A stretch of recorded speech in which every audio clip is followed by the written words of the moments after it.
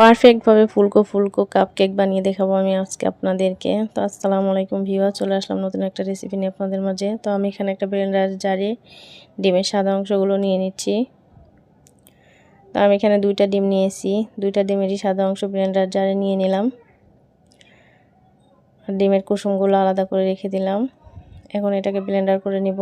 দেখুন ফোম হয়ে গেছে। এখন এখানে নিয়ে নিব 2 টেবিল চামচ চিনি, হাফ চা চামচ লবণ দিয়ে আবারও ব্লেন্ডার করে নিব।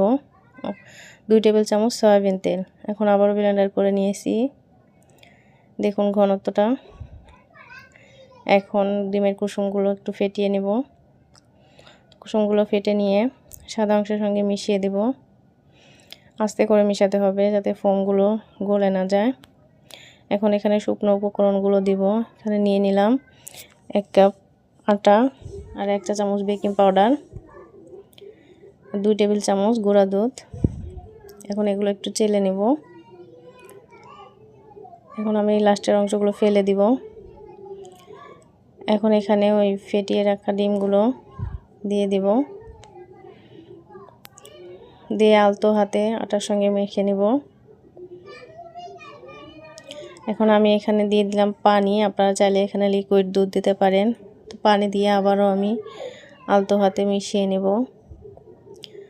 ভালো করে ব্যাটারটা একদম স্মুথ করে মিশিয়ে নিতে হবে।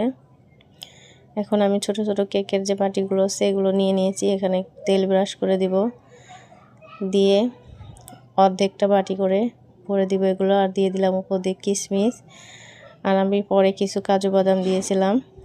এখন একটা প্যানে একটা পাতিল রাখার স্ট্যান্ড দিয়ে কেকের কাপগুলো দিয়ে ঢাকনাটার ছিদ্র থাকলে ছিদ্র বন্ধ করে দিয়ে দেখুন আমার কেকগুলো কতটা ফুলকো হয়েছে। তো ভিডিওটা ভালো লাগলে লাইক, কমেন্ট, সাবস্ক্রাইব।